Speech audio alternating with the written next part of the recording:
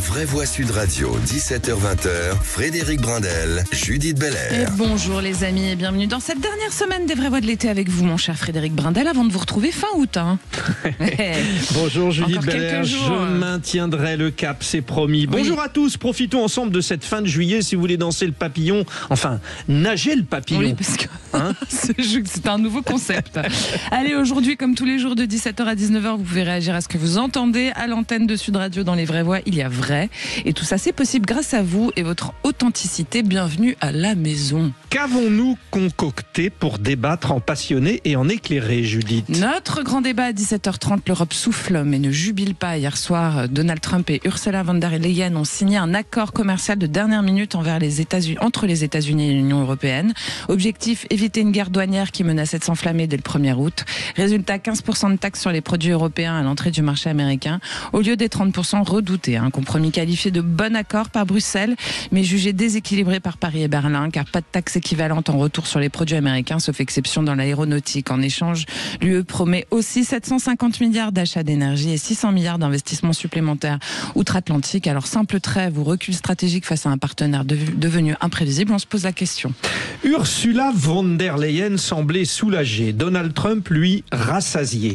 Au détour d'un green écossais brexité, la patronne de l'Europe a concédé un triplement des droits de douane sur la plupart des exportations des entreprises européennes vers les États-Unis. Donald Trump avait menacé un taux à 50%, puis 30%. L'Europe obtient un 15%. C'est comme au souk, on commence très haut pour finir haut.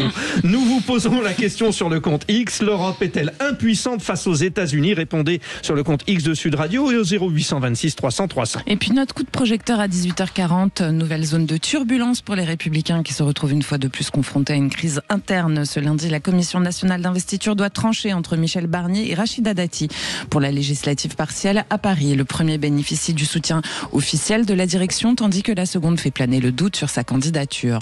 Ce duel révèle des ambitions personnelles fortes et des tensions persistantes au sein du parti. Rachida Dati, qui nourrit des projets pour la mairie de Paris, critique la stratégie de Barnier. Michel Barnier, pour sa part, veut affirmer sa place et son influence politique. Pendant ce temps, la gauche espère profiter des divisions pour s'imposer dans une circonscription historiquement ancrée à droite. Le duel semble poindre à l'horizon, pas celui d'Édouard Philippe, celui de la droite historique parisienne. D'un côté, Rachida Dati, rattrapée par la justice et le macronisme, la plus fidèle opposante d'Anne Hidalgo. De l'autre, l'ancêtre du parti gaulliste, Premier ministre malheureux, savoyard historique, Michel Barnier. Lequel de ces deux candidats vous semble le plus légitime pour LR à la mairie de Paris? 1. Michel Barnier, 2. Rachida Dati, ou 3. Parce qu'il est possible que vous votiez pour celui-ci. Aucun des deux. Dites-nous tout. Voilà, vous votez sur X et vous donnez votre avis au 0826 300 300. Vous le savez, Aude vous attend au standard et nos éditorialistes du jour. Les vraies voix Sud Radio. Nous sommes avec le cher Jean Dorido. Ça fait bien longtemps qu'on vous a pas vu, mon cher Jean. Mais oui, quelle C'est un joie de vous plaisir. retrouver.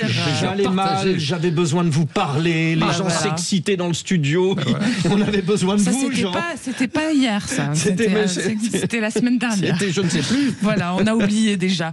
Donc, Jean, vous êtes docteur en psychologie, Toujours. spécialiste de l'aide au sevrage tabagique. Yes. Ben oui, les fumeurs ça ont pourrait besoin d'aide. m'aider. Voilà. Mais Oui, et exactement. moi aussi du coup. Oui. Voilà, ça c'est dit. Et puis, alors, une des valeurs sûres de cet été, incontournable désormais dans cette belle émission, Samuel Botton, expert en communication chez Step Conseil. Long à Attention. l'allumage, mais présent dans les débats. Il n'y aura Bref, pas de souci, facile, Frédéric, j'ai promis. aucun doute. Faut pédaler comme Frédéric Brindel, ça ira mieux, vous allez voir. Puissante métaphore, long à l'allumage. Voilà, la métaphore est finie. fumeur, Ça fait aussi que vous êtes. Vous voyez notre psy, comment Voilà. il est? Je l'adore. Les gens y vont même s'ils ne sont pas en difficulté parce qu'ils savent fait du qu'ils bien quand entendront même. ces belles Bah paroles. oui. Allez, 0826 300 300, vous le savez, parlons vrai ensemble. Sud Radio, c'est votre radio. Et on accueille Eric, notre auditeur fil rouge du jour, qui nous appelle de Lésigny, c'est en Seine-et-Marne. Bonjour Eric. Bonjour mesdames, madame et bonjour messieurs. Ah, je suis Bonjour. multiple, je savais, je suis multiple. Lésigny, c'est là où il y a le golf. Ah bah Oui, voilà. un grand golf, exact. Eh oui, bien C'est sûr. la géographie de Frédéric Brindel. Trump n'est pas allé chez vous, rassurez-moi, pour signer Ah des non, accords. pas encore. Bah, j'aurais 2 mots à lui dire s'il passait. Oui, Il passe n'hésitez pas. 95% de son temps sur les golfs, donc ça peut arriver. Alors vous, Eric, vous allez rester avec nous aujourd'hui, vous connaissez le principe, vous avez joué avec Oui. nous et tout, mais là vous avez commencé par un coup de gueule, en l'occurrence sur les rumeurs contre Brigitte Macron, qui serait un homme. Ouais, ça me gonfle. Alors qu'elle soit un homme ou une femme, personnellement, je m'en fous. Mais dans ce cas-là, il y a tout un pataquès à Candace Owens et puis tous les fameux complotistes, là. Moi, ça me saoule. Dans ce cas-là, il y a qu'un seul truc à faire. Elle vient avec son monsieur Trogneux, là, je sais pas quoi, où elle fait un test ADN devant tout le monde et puis c'est réglé. Mais il paraît que Jean-Michel Trogneux, c'est le frère, en plus, de Brigitte Macron. Oui, en plus. Alors, vous voyez, il y a tellement de rumeurs, de machins, on ne sait plus. Et c'est gonflant, tout le monde en parle. Moi, ça me gave. Excusez-moi mon expression, hein. Mais ça me saoule d'une force. C'est hallucinant, quoi. C'est pénible, c'est pénible. Moi, j'ai rien contre spécialement Madame Macron ou Monsieur Macron, je les connais pas. Je les apprécie pas au niveau politique, mais je les connais pas, donc ils font ce qu'ils veulent. Hein. Voilà, c'est leur vie privée. Mais dans ce cas-là, faut le dire, hop, terminé. Parce que si c'est pas vrai, s'ils ont menti depuis le début, c'est grave quand même. Enfin, mon avis personnel. Ouais. Voilà. Bon, si c'est vraiment une femme, bon, bah, le problème, il est réglé. Voilà. J'aime beaucoup vos paroles parce qu'elles sont très sages. Et puis, encore une fois, ce qu'on oublie, et on a une chance, c'est qu'on a notre psychologue avec nous. C'est que c'est pas la femme du président de la République, c'est une être humain, c'est une femme. Une être humaine. Ouais, une être humaine, ouais. C'est une femme sur qui on raconte n'importe quoi.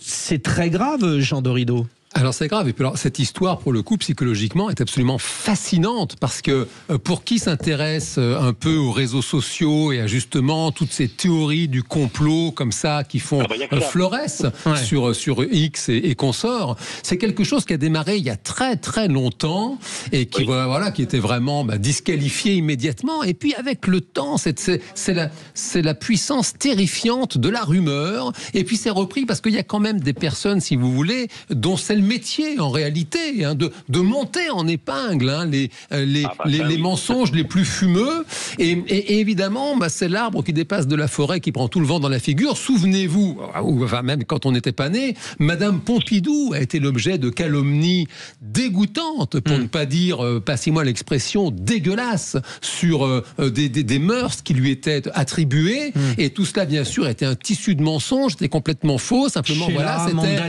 l'histoire des femmes hommes, ça c'est vieux comme le monde. Ça. Oui, c'est vieux comme le monde. Et c'est vrai que du point de vue, là, je dirais purement de la psychologie, c'est assez fascinant de voir cet effet, je dirais, de tache d'encre sur un buvard, parce que c'est monté en épingle. Les algorithmes des réseaux sociaux font qu'en plus, il y a un effet d'amplification, de caisse de résonance. Une personne qui met le doigt dans cette espèce d'engrenage, elle ne va avoir que des publications sur le sujet, jusqu'à finir par avoir son bon sens le plus élémentaire qui vacille. Et oui, c'est vrai que c'est terrifiant. Et le problème, si vous voulez, pour terminer là-dessus, c'est que la justice, c'est long. Donc, bien sûr qu'il y a des procédures qui sont en route, mais il faut le temps de la justice qui est bien plus lent. Et heureusement qu'il est lent, ce temps-là, bien plus lent que le temps des réseaux sociaux qui sont dans l'immédiateté, dans la calomnie permanente. Ouais.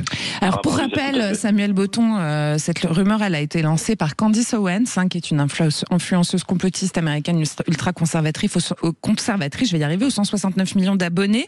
Et c'est elle qui a lancé cette rumeur comme quoi Brigitte Macron serait née sous le nom de Jean-Michel Trogneux. Et voilà, et Natacha Ray et Amandine Roy sont deux personnes à d'autres personnes qui, elles, ont embrayé cette rumeur beaucoup plus tôt. En l'occurrence, le personnage de fiction Zoé Sagan, qui était un compte Twitter tenu par un publicitaire à l'époque et qui a mitraillé sur cette histoire. Il me semble que Juan Branco, à ses heures perdues, a lui aussi relayé les thèses de Zoé Sagan à un moment. Et là, on est face à l'extrême droite pure, dure et complotiste. Et forcément, c'est une femme qu'on attaque dans sa dignité, au-delà de ce qu'elle peut représenter politiquement, de ce qu'elle est. C'est l'humain qu'on attaque, et ça, malheureusement, ce n'est ni fait ni à faire. Et pourtant, comme vous le disiez, il y a ce pouvoir de la rumeur, parce que si on reprend ce compte Zoé Sagan, il y a eu cette rumeur Brigitte Macron, mais il y a eu bien d'autres rumeurs sur le monde politique qui ont été distillées, et ça exerce un pouvoir d'attraction chez les Français, dans la mesure où on est arrivé au bout du discours politique et du politiquement correct, et où à un moment, on a besoin de choses subversives. Et c'est là-dessus qu'ils vont trouver cette subversion. Et ce qui a aussi alimenté peut-être cette polémique, c'est le fait qu'à un moment, le couple Macron y ait prêté attention, et je peux comprendre. Ils ont pourquoi. porté plainte mercredi 23 juillet aux États-Unis pour diffamation. Exactement. Ce qui est plutôt logique. Oui. Ils sont dans leur droit, et parfois peut-être laisser ce type de rumeurs courir, n'y apporter aucune importance. Aussi, et ça, mais là, ça fait beaucoup, quoi. Ça fait un moment qu'on y est, oui. Chouïa. Allez-y, Jean Non, c'est très bien de porter plainte, on peut le dire, parce qu'il n'y a pas que des personnes connues qui sont l'objet parfois de calomnie. Il faut porter plainte, c'est important de maintenir justement ce cadre pour que la vérité puisse triompher. Parce que vous savez, c'est terrible. Je ne sais plus qui a dit calomnier, il en restera toujours quelque chose. Et il n'y a que la plainte qui peut vraiment réussir. Richelieu, je crois. Oui, on ne traite qu'aux riches, mais oui, c'est pas bien que ce soit dit. Et du coup, merci à Eric. Merci Eric pour ce sujet. Vous restez avec nous. Très important. Vous restez avec nous parce qu'il y a le grand débat et puis on va jouer ensemble après. Vous le savez, la parole est à vous sur Sud Radio. Super. Vous êtes bon en musique, Eric, ou pas? Ça dépend quelle musique, on va voir. C'est bien. Je vous sens bien sur le coup. On va jouer. Vous allez les battre, les deux là. Allez, vous restez avec nous dans un instant. C'est les 3 mots de l'actu de Félix Mathieu. Sud Radio. Parlons vrai. Sud Radio. Parlons vrai. Vraie Voix Sud Radio. 17h-20h. Frédéric Brindel, Judith Belair. À 17h15, c'est l'heure des 3 mots dans l'actu de Félix Mathieu. Les Vraies Voix Sud Radio. Vos 3 mots du jour, Félix. Bonjour déjà. Oui. En fait, il faut le dire aux auditeurs, comme on se voit avant, on oublie de se dire bonjour, mais comme c'est à l'antenne, mais comme on peut se dire bonjour. On a le droit de dire bonjour. 3, 4. Bonjour Félix. Ou bonsoir. Ou bonsoir, comme vous voulez. Bonsoir, 17h16. Bon, sinon, vous avez 3 mots. Gîte, distribution et deal. Avec ce bilan désormais 4 morts et 1 disparu dans ce dramatique incident d'un gîte pour adultes handicapés à Montmoreau en Charente la nuit dernière. Les flammes sont parties vers 4h30 pour une raison encore inconnue la nuit dernière. Donald Trump annonce la mise en place de centres de distribution d'aide humanitaire à Gaza. Le président des États-Unis prend ses distances avec Benjamin Netanyahou à propos de la réalité de la famine sur place. Et puis, reddition, soumission, raquette, capitulation, défaite, n'en jetez plus. La classe politique française condamne quasi unanimement l'accord commercial UE-USA entre Trump et von der Leyen, l'Union européenne qui défend le choix du moins pire. Les Vraies Voix Sud Radio. Les pompiers sont arrivés sur place à Montmoreau en Charente une vingtaine de minutes après l'alerte vers 4h30 la nuit dernière. Un incendie s'est déclenché pour une cause encore inconnue dans un gîte qui accueillait des personnes handicapées. Parmi les personnes évacuées, l'une est morte asphyxiée par la suite. 3 corps ont ensuite été retrouvés depuis dans la journée dans les décombres, mais le bilan pourrait s'alourdir. Une autre personne reste portée disparue, indiquait Jean-Charles Jobard, secrétaire général de la préfecture de la Charente et sous-préfet d'Angoulême. C'était cet après-midi, il y a quelques heures avant que le 4e corps ne soit retrouvé dans les décombres. Nous avons lancé évidemment des reconnaissances avec la brigade cynophile des pompiers pour savoir où pouvaient être les autres victimes. En inspection sur les pourtours, on n'a pas pu identifier de ligne de fuite, mais par contre, on vient de m'informer que les chiens viennent de marquer 2 endroits à l'intérieur de la maison. Donc probablement que le bilan va continuer à s'alourdir. Un bilan qui s'est effectivement donc alourdi depuis cette prise de parole. 4 morts, 1 personne encore portée disparue. Le sous-préfet d'Angoulême, secrétaire général de la préfecture, Jean-Charles Jobard au micro de l'AFP. 2e mot, distribution. Donald Trump annonce la mise en place de centres alimentaire à Gaza. Oui, le président des États-Unis l'annonce depuis l'Écosse, se disant pas d'accord avec Benjamin Netanyahou à propos de la réalité de la famine dans l'enclave palestinienne. You've seen the areas where they actually have food and the people are screaming for the food in there. Vous voyez des zones où il y a de la nourriture et les gens réclament cette nourriture à grands cris. Ils sont à 35-40 mètres de là et on ne les laisse pas passer parce qu'il y a des clôtures qui ont été mises en place, que ce soit par le Hamas ou par quelqu'un d'autre, mais des clôtures infranchissables. Donc nous devons nous débarrasser de ces barrières. Nous allons chercher de la nourriture bonne et nourrissante. Nous pouvons sauver beaucoup de gens. Je veux dire que certains de ces enfants sont vraiment affamés. Je le vois, on ne peut pas nier cela. Nous allons nous impliquer encore plus. Nous avons déjà effectué des ponts aériens, des largages. Les gens se précipitent pour le récupérer. Donald Trump qui recevait donc le Premier ministre britannique Keir Starmer dans un complexe de golf qui lui appartient en Écosse. Il s'est d'ailleurs exprimé à propos de la guerre en Ukraine aussi à cette occasion. Le président américain qui indique donner maintenant 10 à 12 jours à Vladimir Poutine pour cesser ce conflit en Ukraine. Il se dit très déçu par le président russe et menace la Russie de sévères sanctions s'il n'y a pas d'évolution sur cette question de la guerre en Ukraine. Est-ce que cette fois-ci, le couple Poutine-Trump divorce ou pas? Comment vous le sentez, cette affaire, Samuel Botton? Quel jeu il joue avec je ne sais pas si c'est son ami Poutine. C'est un couple qui a toujours été sur courant alternatif et qui vogue au gré des envies et des besoins de chacun. Aujourd'hui, de toute évidence, Poutine n'a pas envie d'écouter ce que Donald Trump a à lui dire sur le conflit ukrainien, et il a envie de continuer à jouer sa partition. D'ailleurs, quand vous avez des négociations et que 2 heures après, vous commencez à envoyer des missiles sur l'Ukraine, c'est qu'à un moment, vous êtes juste là pour gagner du temps d'un point de vue et pour faire ce que vous avez à faire de l'autre. Tout simplement. Jean Dorido, docteur, c'est je t'aime moi non plus. Oui, ouais, ce sont 2 mâles dominants, quoi. Oui, et voilà. Combien dominants, donc forcément, c'est celui qui parlera le plus fort. Maintenant, quand même, on le voit dans l'actualité même du jour, quand même, c'est un fait que Trump, là, on a l'impression quand même qu'il fait un peu la pluie et le beau temps dans beaucoup de régions du monde. Alors bon, en ce moment, le conflit au Moyen-Orient, l'emporte, j'imagine, en termes d'énergie, mais enfin... quand même, le Vladimir Poutine, il a quand même du répondant ça en face. Même sa défaite face à la Chine. Oui, c'est un fait. En France, un nouveau mandat d'arrêt a été requis contre Bachar el-Assad. Oui, Félix. après l'annulation par la Cour de cassation d'un premier mandat d'arrêt contre l'ex-président syrien pour les attaques chimiques mortelles en Syrie en 2013, eh bien le parquet national antiterroriste requiert de nouveau aujourd'hui l'émission d'un nouveau mandat d'arrêt. L'ancien dictateur n'étant cette fois plus protégé par l'immunité personnelle des chefs d'État en exercice. Le parquet national antiterroriste qui indique le requérir ce mandat d'arrêt pour les chefs de complicité de crimes contre l'humanité, mais aussi complicité de crimes de guerre. On peut se poser la question, Jean Dorido, de l'annulation déjà par la Cour de cassation de ce premier mandat d'arrêt. Comment ça se fait qu'on annule un mandat d'arrêt contre pour le coup, on peut l'appeler un génocidaire, hein. Oui, enfin de ce que j'en connais, la Cour de cassation, elle est vraiment sur le droit, quoi. Elle dit le droit, donc il suffit, si j'ose dire, qu'il y ait à un moment une procédure qui ne soit pas respectée à la lettre. Elle ne se prononce pas sur le fond. Voilà, elle se prononce sur la forme. Donc il y avait la question de l'immunité des chefs d'État, évidemment, même s'il est désormais renversé. L'idée qu'il était au pouvoir au moment des faits qui lui sont reprochés, que c'était dans le cadre de ses fonctions, même si ça paraît de loin très, très difficile à entendre. Samuel Botton, France-Syrie, une longue histoire, et la France qui essaye de se positionner avec le président Macron qui a reçu le nouveau leader. La France fait ce qu'elle peut à l'international, son pouvoir d'attraction n'est plus aussi fort qu'avant. Je pense qu'effectivement, Emmanuel Macron, il a ce besoin d'aller sur ces questions-là pour continuer à imposer son style et à émerger face à une politique intérieure qui, elle, patauge beaucoup. Et puis après, oui, c'est des relations contrariées entre les uns et les autres, mais ça fait déjà plusieurs années que c'est le cas. Comme je dis, on a toujours du mal à intégrer et concevoir des relations diplomatiques quand on est face à une dictature. Félix, troisième mot qui va nous amener vers le grand débat d'ailleurs. Deal, la Commission européenne défend son accord avec Donald Trump. Une taxe de 15% non réciproque sur les produits européens qui arrivent aux États-Unis. Un engagement européen aussi à acheter plus de produits américains en échange de pas grand-chose, hein, si ce n'est ces droits de douane, donc à 15% entre guillemets seulement, enfin en tout cas non plus 30%.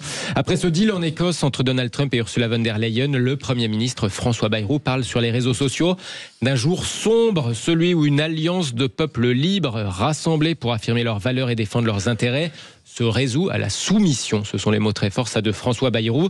Dans presque tous les partis, en fait, en France, comme en Écosse, sont brandis les mots reddition, raquette, défaite. Donald Trump a mangé Ursula von der Leyen au petit déjeuner. Ça, c'est le Hongrois Viktor Orban qui le dit. Alors, vous l'aurez compris, la commission... Je sais pas si c'était très bon, hein.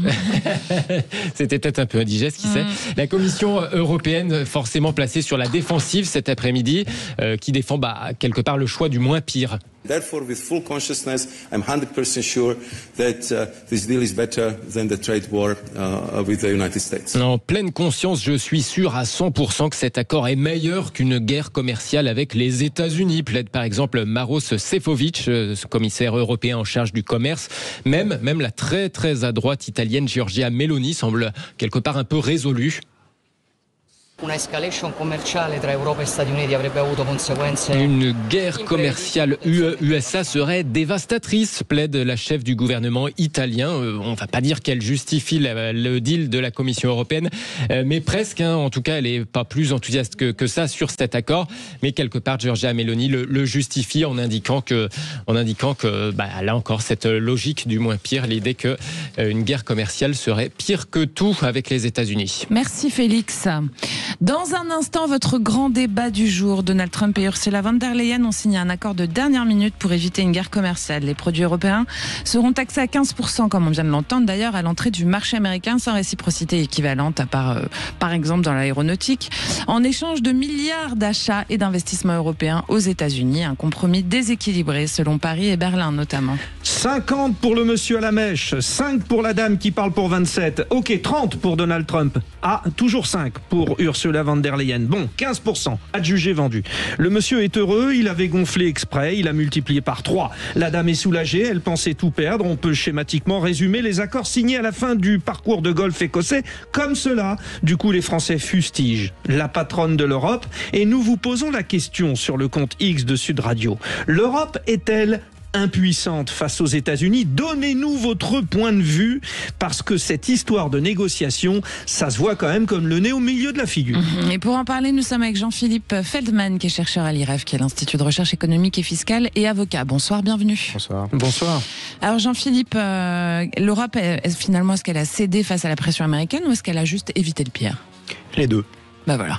Hein, ça c'est clair, c'est un bon opening. Le débat est lancé. Voilà, pour parce notre qu'on a deux débat possibilités à venir. Allez, restez avec nous dans un instant, vous l'aurez compris, c'est le grand débat du jour. Sud Radio. Sud Radio. Parlons vrai. Parlons vrai. Sud Radio. Parlons. Vraie Voix Sud Radio, 17h-20h, Frédéric Brindel, Judith Belair.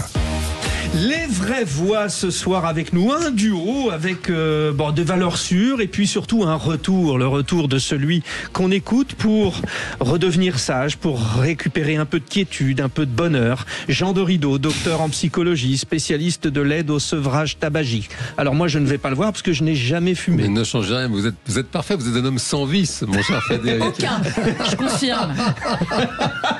Merci Judith, c'est De rien. gentil ça. Et puis de l'autre côté, celui qu'on a appelé l'une des révélations de cet été, parce qu'il devient un incontournable, expert en communication chez Step Conseil. Communiquez avec lui, vous serez heureux, Samuel Botton. Quelques vices à mon actif. Oui, en revanche, oui. Des vis platinées pour la voiture. Dans les jambes. Allez, 17h28, c'est le grand débat du jour. Les vraies voix Sud Radio, le grand débat du jour. L'Europe respire mais garde un goût amer. Hier soir, Donald Trump et Ursula von der Leyen ont conclu in extremis un accord commercial entre les États-Unis et l'Union européenne. L'enjeu, éviter une flambée des tensions douanières dès le 1er août. À la clé, une taxe de 15% sur les exportations européennes vers le marché américain, bien moins que les 30% initialement brandis par Washington. Un compromis salué par Bruxelles mais dénoncé comme déséquilibré par Paris et Berlin, puisque les produits américains échappent à toute mesure équivalente, hormis notamment dans le secteur aéronautique. En contrepartie, l'UE s'engage à des achats massifs d'énergie américaine et à injecter des centaines de milliards de dollars dans l'économie des États-Unis. Alors est-ce que c'est un apaisement tactique ou un recul imposé face à un allié devenu imprévisible? On se pose la question. En tout cas, à force de bomber le torse et d'affoler la planète entière avec ses droits de douane, le négociateur a encore frappé. La majeure partie des droits de douane à l'exportation pour les entreprises européennes passe d'environ 5 à 15% quand même.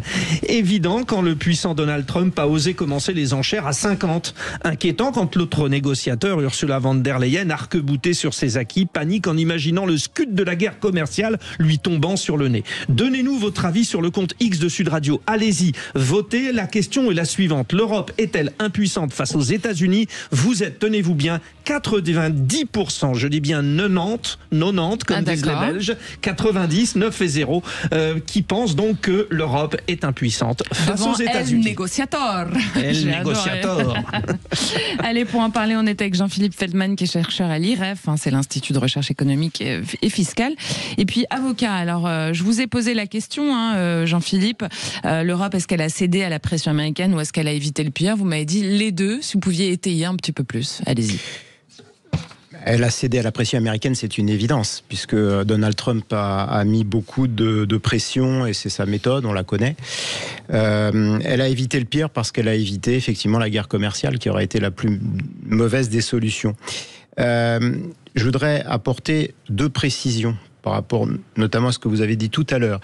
Aucun accord n'a été signé. Il faudra la validation des 27.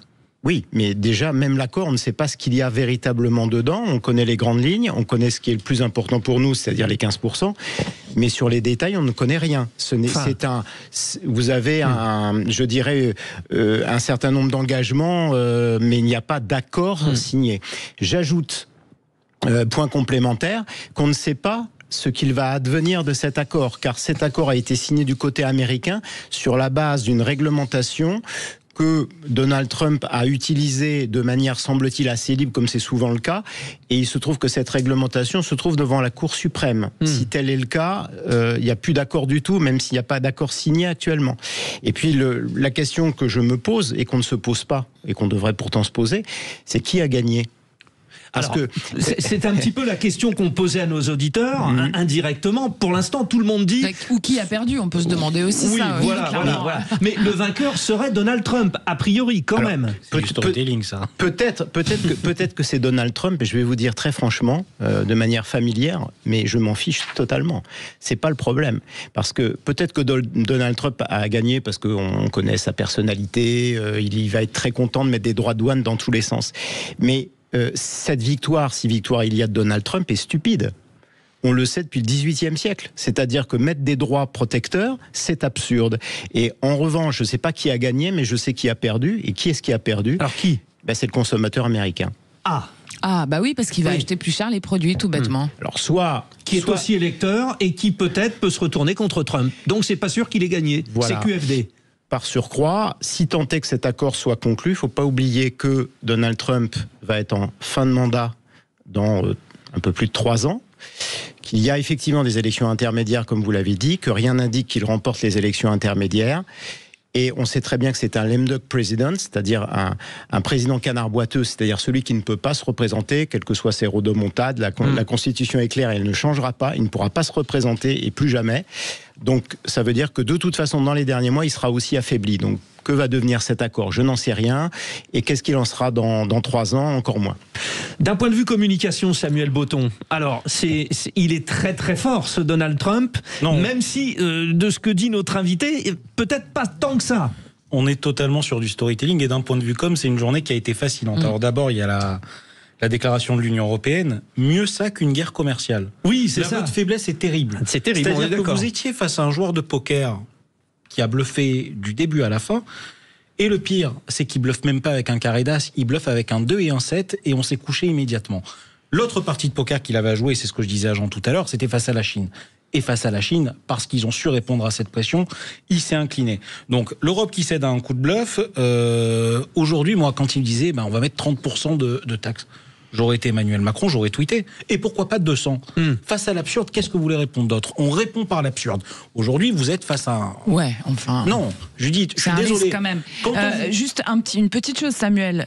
L'Union européenne, par exemple, sur les droits de douane pour l'acier, pour les exportations d'acier et d'aluminium, actuellement, on paye 50%. De plus, de droits de douane, qui vont donc redescendre à 15% si l'accord passe. Oui. Ça, c'est des points positifs, effectivement. Donc il y a quand même un point à noter, c'est-à-dire qu'à un moment donné, il faut aussi aider les entreprises qui sont en train d'agoniser dans notre pays et qui n'arrivent plus à exporter leurs produits. Oui, mais on enlève une chemise à Paul pour la donner à Jean. Et au final, il y a toujours quelqu'un qui sera torse nu et qui va attraper froid. Donc c'est plus globalement qu'il fallait revoir ça. Aujourd'hui, on est peut-être arrivé face aux limites de l'Union européenne d'un point de vue commercial. Et alors ça, c'est ce que je disais sur la dernière émission. On a systématiquement pris le mauvais chemin sur ce que devaient être nos orientations économiques et industrielles vis-à-vis de l'Europe. Et c'est pour ça qu'aujourd'hui, on est peut-être beaucoup moins compétitif. Mais sur l'Union européenne face à Donald Trump, évidemment qu'il fallait aller à cette guerre commerciale. Évidemment qu'il fallait répondre à la pression. Évidemment qu'il fallait jouer le jeu. On a cédé. Alors après, ce qui peut me rassurer, c'est de dire que ce contrat n'ira pas jusqu'au bout. Mais dans les faits aujourd'hui, à l'instant T, on a été broyé en une journée. Jean Dorido, vous n'échapperez pas à l'idée que je suis heureux d'avoir votre point de vue de psychologue. Parce que vous avez vu la poignée de main, vous les avez vus, Ursula von der Leyen et Donald Trump, sur fond de green écossais. Ça disait quoi ? Ça disait que Trump était content quand même. Oui, ça dit que Trump est content. Et puis, alors, moi, je suis assez admiratif par toutes ces évidences proclamées. J'entends que Donald Trump a bluffé avec un 2 et un 7. Non, mais je respecte le propos. Maintenant, moi, je veux dire, les USA, c'est quand même peut-être important de se souvenir que c'est quand même la première puissance économique mondiale, même si la Chine, bien sûr, est un acteur important, ça reste la première puissance économique du monde, la première puissance militaire du monde, et on voit bien à quel point, quand les choses se tendent, il n'y a en réalité que Trump pour être audible sur la scène internationale. Et puis alors j'entends que depuis le XVIIIe siècle, on sait que les droits de douane, c'est complètement idiot. Écoutez, première nouvelle, Donald Trump, il a fait quelque chose d'assez inouï, qu'on l'aime ou qu'on l'aime pas, qu'on soit pour ou contre cette politique. Ce que dit Jean-Philippe Fellman, c'est que c'est idiot, c'est parce que ça dessert ses électeurs. C'est pour ça qu'il dit ça. Dans la fourmilière de la mondialisation. C'est-à-dire qu'il a dit, voilà, maintenant, ça s'arrête, America first, et donc on va recommencer à produire aux USA. C'est très compliqué, ça prend du temps. Les USA aujourd'hui sont une économie extrêmement dépendante de la fabrication en dehors de ses frontières, certes. Pour autant, il utilise, pour rester dans la psychologie, un biais cognitif qui est fameux, qu'on appelle le biais d'ancrage. C'est quoi ça? Si vous voulez emprunter 100 balles à un copain, vous lui dites, écoute, il faut absolument que tu me dépannes de 10 000 euros. Alors là, vous prenez peur. Il dit, non, mais écoute, attends, je vais m'arranger. Ça, c'est l'ancrage, d'accord. Déjà, si tu me files 100 balles, et là, vous êtes content, vous dites, punaise, j'ai fait une affaire. Parce que dans votre tête, il est là et vous tapez de 10 000. Et donc, lui, il fait ça, et il le fait avec un certain talent, c'est un fait, puisqu'il obtient effectivement ce qu'il veut. Et manifestement, la population américaine n'est pas au fond du gouffre pour le moment. Alors, les oracles, on les connaît depuis toujours. Les oracles, notamment les économistes, qui nous, quand même, n'ont jamais vu venir les grosses crises depuis que l'économie existe. Donc, c'est quand même... Pas à tous les coups, généraliser, c'est dangereux de généraliser comme ça. Subprimes ou la crise de 29, on n'a jamais eu de prédiction valable sur les grandes crises. Donc, bien sûr que j'entends, et bien sûr que c'est du bon sens, de dire, oh là là, attention, ils sont en train de construire un avenir noir. Qui vivra verra. Pour le moment, les USA se portent plutôt bien. Jean-Philippe Fellman, quelques chiffres quand même. L'Europe va acheter pour 750 milliards de dollars sur 3 ans des énergies américaines pour remplacer les importations de gaz russe et éviter de financer par exemple la guerre lancée par le Kremlin en Ukraine. Alors, sur le secteur de l'automobile, ils sont contents parce qu'ils passent de 25% de droits de douane à 15%, mais par exemple, je sais que dans le secteur de la beauté et des cosmétiques, ils avaient 0% de frais d'importation et ils passent à 15% tout d'un coup. Donc là, par exemple, c'est un secteur en souffrance qui peut-être va perdre plus de 5000 emplois, c'est ce qu'on entendait ce matin. Donc effectivement, on est au milieu d'un truc où on ne sait pas très bien de quel côté on doit pencher la balance, quoi, ou comment on doit réfléchir. Alors, on ne peut pas se prononcer sur des droits précis parce qu'il y a plein de points à négocier en réalité. Je vous fais remarquer que Donald Trump a négocié un accord avec le Japon et dans l'avion de retour, finalement, les clauses avaient changé de l'accord qui prétendument avait été conclu. Donc, encore une fois, les paroles s'envolent, les écrits restent. En tout cas, pour les juristes, moi je ne suis pas économiste, je suis juriste. Et donc, on verra ça quand ça sera gravé dans le marbre sur un papier.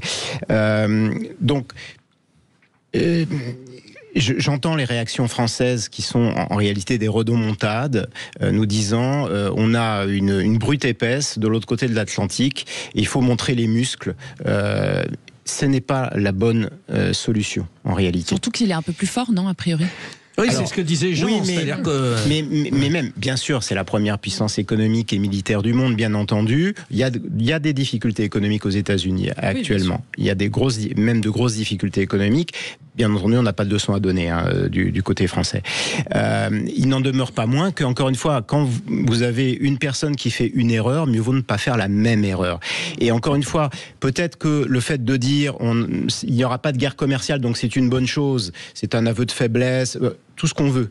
Maintenant, le pire, c'est effectivement la guerre commerciale. Alors, je sais bien que je vais faire une comparaison un peu osée, mais on a vécu ce type de situation dans les années 1930. Ça a été la conséquence de la crise économique de 1929. Qu'est-ce qui s'est passé derrière? Eh bien, les pays se sont battus, ont fermé leurs frontières. Alors, j'entends le mot mondialisation, ça veut dire liberté aussi. Et je ne vais pas revenir en juriste sur la notion de droit de douane, mais la notion de droit de douane, c'est une violation des droits de l'homme, tout simplement, puisque ça vous empêche de commercer et d'échanger. Logiquement, vous devriez pouvoir le faire librement. Il ne faut pas oublier ces notions. Sauf qu'il y a un rapport de force dans le commerce aussi. On file, et non pas on file au 0826 300 300. C'est Eric qui est avec nous, notre auditeur fil rouge. Eric, sur la question que nous posions bon, alors d'une manière générale, et Jean l'a très bien résumé avec ces mots tout simples de psychologue. Il est plus fort que nous, on le sait, et ça sert à rien d'essayer de faire à force égale avec les États-Unis. Vous voyez ça comme ça ? Ça va être très très dur. Moi, je vais parler avec mon langage à moi. Trump, il nous l'a mis à l'envers, profond, quoi, tout simplement. Il a gagné le combat. Il n'y a pas photo, hein. On peut rien faire, de toute façon. Et en face, on n'a pas d'argument, on n'a rien, on se bat pas. La France ne se bat plus depuis des années. On peut changer tous les gouvernements qu'on veut. On n'a personne qui se bat franchement et honnêtement à fond pour la France. Moi, je suis un retraité et soignant. C'est pas avec ma petite retraite que je vais faire des grandes choses. J'aimerais, mais vous faites les courses, vous morflez. Tout ce qu'on veut faire, on morfle. J'ai plein de copains et de collègues, ils sont dans la même galère. J'ai réussi à partir une semaine en vacances. Tout est hors de prix. Alors Trump peut s'amuser. Les États-Unis, j'ai un collègue qui part aux États-Unis et je l'ai eu au téléphone, il m'a dit mais c'est l'enfer là-bas, c'est très cher aussi. C'est pareil. Après, il y a 2 poids, 2 mesures. C'est comme tout. Moi, je suis pas politicien, je suis pas économiste. Je vous donne avec mon petit avis à moi. Et c'est ça qui est important et intéressant. Donc on vous écoute. Trump, il a largement gagné. Il est au-dessus du lot de tout le monde. Il a joué au poker, il a gagné, c'est tout. Ça fait des années qu'il fait ça, Trump. Et qu'est-ce que vous voulez qu'on y fasse ? Avec son gouvernement, ils nous ont eu, puis c'est tout. On est là pour ramasser des miettes et encore on gueule. Et je voulais qu'on fasse. Samuel Botton, on a notre Premier ministre François Bayrou qui dit qu'il regrette un jour sombre où l'Europe se résout à la soumission. C'est sa première déclaration sensée depuis sa prise de fonction. Voilà. Il rejoint Eric, notre auditeur, c'est-à-dire le constat est sans. Voilà. Alors, moi, sans aller jusqu'à ce que vous avez dit, Eric, c'est-à-dire c'est pas seulement la question de la France. Il faut le prendre du point de vue européen et d'un point de vue global et le combat qui a été mené. Aujourd'hui, juste taper sur notre gouvernement, ça nous mènera pas loin. Maintenant, ce qu'il faut aussi remettre dans le contexte, c'est que les Américains et les Français ont un immense point commun, c'est le sentiment de déclassement profond qui les touche, et c'est pour ça que Donald Trump a été élu. Vous parlez des citoyens. Je parle des citoyens et je parle justement de plein de choses, de leur pouvoir d'achat, de tout ce qui peut leur arriver au quotidien, et ce qui se passe là-bas, ça se passe aussi chez nous dans une autre mesure. Derrière, pourquoi Trump s'en prend à l'Europe? Parce que lui, il a un déficit commercial qu'il doit combler. Et il voit sur l'Europe et sur d'autres pays une opportunité là-dessus. L'autre point qui le chagrine, c'est qu'aujourd'hui, on peut penser que le système fiscal aux États-Unis est excellent, mais ça ne doit pas nous faire oublier une chose, c'est qu'énormément de multinationales font le choix de l'Europe pour leur fiscalité et leur siège social. Je pense notamment à l'Irlande, je pense à la Suisse, je pense à Monaco et à bien d'autres. Luxembourg. Le Luxembourg, pourquoi pas. Donc forcément, il doit aussi se battre contre ça. Mais s'il vient chercher l'Europe aujourd'hui, c'est parce qu'il a un trou à combler et qu'il a trouvé plus petit que soi sur qui taper, et un coup de bluff, parce que je maintiens que c'est un immense coup de bluff, qui a fonctionné. Après, comme vous disiez, est-ce qu'on ira jusqu'à la signature, oui ou non? Voilà, ça c'est un autre problème et c'est ce qui sonnera le glas final de cette histoire. Jean-Philippe Fellman, avant de passer à Jean Dorido. Juste un petit mot, parce que notre auditeur disait qu'il se plaignait des prix et de l'inflation. Si vous voulez avoir plus d'inflation, par principe, vous mettez des droits de douane. Pourquoi? Expliquez-nous. Oui, expliquez, ça c'est intéressant. Parce que ça renchérit le prix des produits, si vous voulez. Ouais. Donc quand vous mettez des droits de douane, il y a plusieurs possibilités. Soit vous voulez acheter une voiture française aux États-Unis, donc là elle va vous coûter. Alors ça, il y a peu de chance, hein, je vous le dis tout de suite. Vous allez vite en besogne, on ne sait pas. Mais vous savez qu'en France, on vend quasiment aucune voiture aux États-Unis. Hein. C'est quelques milliers de voitures dans l'année. C'est ridicule. Alors, je ferme la parenthèse. Donc alors on veut acheter une voiture. Si on vous met des droits de douane, il va bien falloir que ça soit compensé quelque part. Donc généralement c'est sur le consommateur parce qu'on augmente les prix. Si vous ne pouvez pas augmenter les prix, soit vous vendez pas les voitures, soit vous êtes obligé vous-même de faire des économies, d'essayer de tirer les prix vers le bas, sauf que dans certaines limites, tout n'est pas possible. Donc je dis en définitive c'est quand même le consommateur qui souffre, parce que soit il paye les produits plus chers, soit il est obligé d'avoir d'autres stratégies quand il est possible d'acheter d'autres produits à qualité équivalente. Dans certains cas, ce n'est pas possible. Dans d'autres cas, c'est possible. Jean Dorido. Oui, non, il faut quand même rappeler, le consommateur souffre. Les droits de douane, si vous voulez, c'est une façon de protéger l'industrie intérieure. Donc, bien sûr que je vous rejoins, la liberté, la libre circulation des biens et des personnes, avec cette espèce de fantasme selon lequel, quand les personnes font du commerce, elles vivent en paix dans la prospérité. Ça, hélas, ça n'est pas le cas. On a libéré le marché européen avec les accords de Schengen et les accords précédemment de Maastricht. Ça fait quand même plus de 30 ans. Et à l'époque, les pro-Europe nous promettaient une prospérité sensationnelle. Vraiment, tout le monde allait s'enrichir. Ça allait être top. Moralité, l'Europe est devenue le terrain de jeu des capitalistes, mais les plus mercantiles et vraiment les plus orientés. Et tout le monde n'a pas les mêmes règles du jeu non plus. Et ça fait de la casse. La mondialisation, ce sont les riches des pays pauvres qui s'enrichissent aux dépens des pauvres des pays riches. C'est ça la mondialisation. Et donc on a vu de la casse sociale. Il y a des accords là. Du dumping social, effectivement, avec des pays comme l'Irlande qui ne mettent pas justement de droit. Et donc, évidemment, bien sûr, le consommateur français, si on prend la France, il est content d'acheter des baskets qui sont fabriquées par des enfants de 8 ans. Mais nous, ça fait plus de 100 ans qu'on a interdit le travail des enfants en France.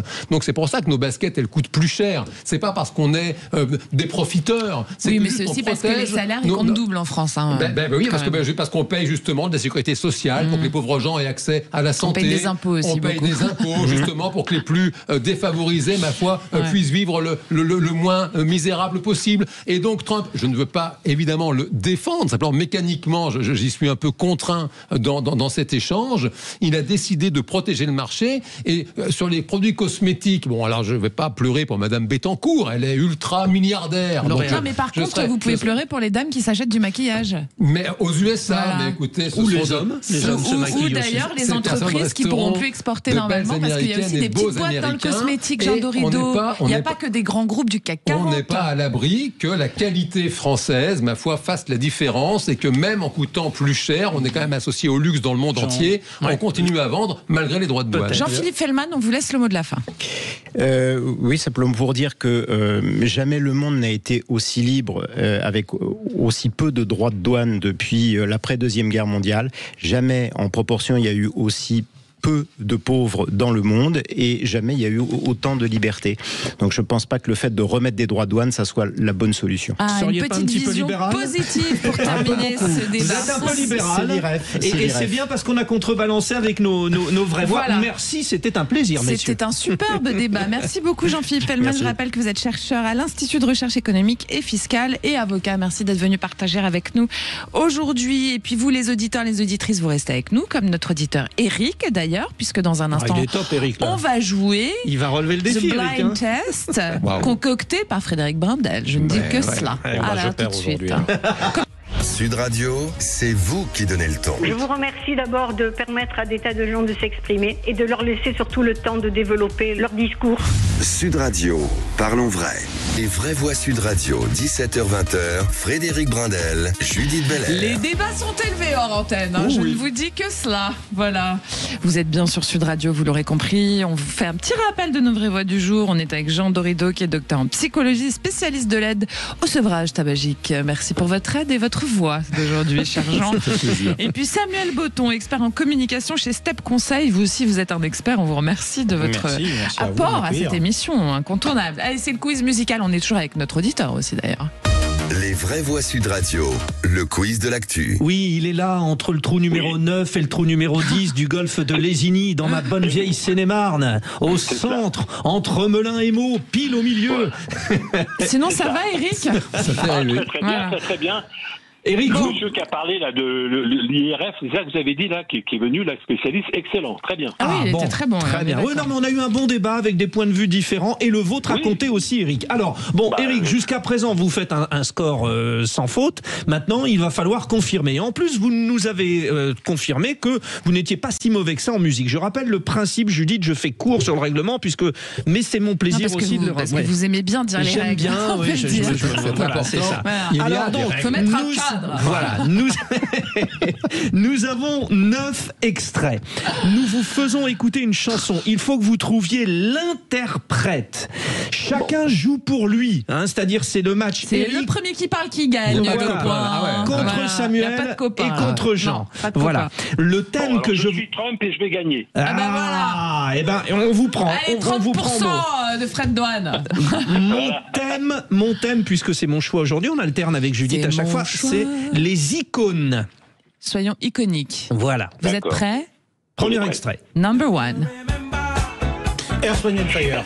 Oh là, Samuel Botton, il est allé plus vite que vous. Respect total. Hein. Mais Eric, il faut se dépêcher. Eric n'était pas loin non plus. Hein. Pourquoi les icônes alors, alors, je vais vous le dire, je vais vous le définir à chaque fois. Là, c'est icône de la funk. Le groupe iconique de la funk. J'ai l'icône. Okay. La deuxième.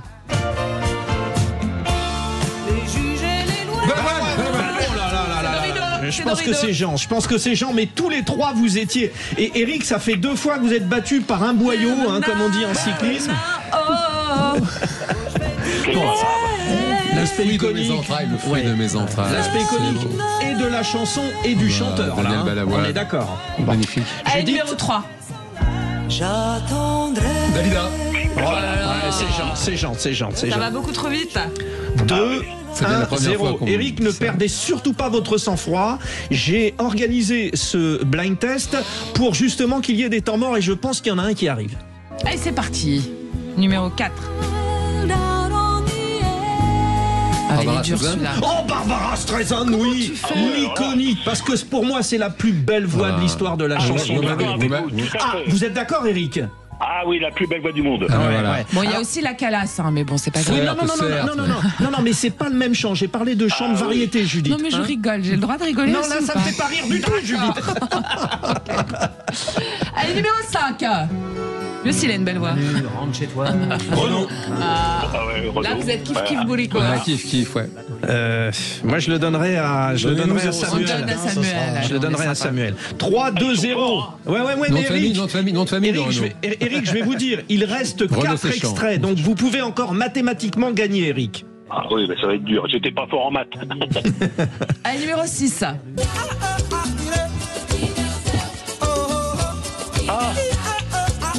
Allez, Eric, c'est pour vous. Vous dites quoi, Eric? Gilberto. Oui. Super. L'iconique ministre. Très fort. Brésilien. Bravo, bien, Eric. C'est encore jouable, Eric. 3 extraits et 3 victoires et vous avez gagné. Allez, numéro 7. J'habite seul avec Aznavour. Ah, c'est Jean. Michel. Mich Aznavour, ouais. Eric, vous ne pouvez plus gagner, mais vous pouvez toujours. C'est pas grave. Vous pouvez toujours influencer sur le score. Et puis. Des gâteaux à manger, ils pourront pas parler. J'aime trop cette chanson. Jean, 4 points. Samuel, 2. Eric, 1. Sur l'icône Charles Aznavour et la chanson, ça vous ira. J'ai là. un numéro très spécial. oui, qui finit en nu intégral. Oui. Bon, est-ce que vous habitez seul avec maman rue Sarrazade? Dans un très grand appartement. Suffit. Là, on change de registre.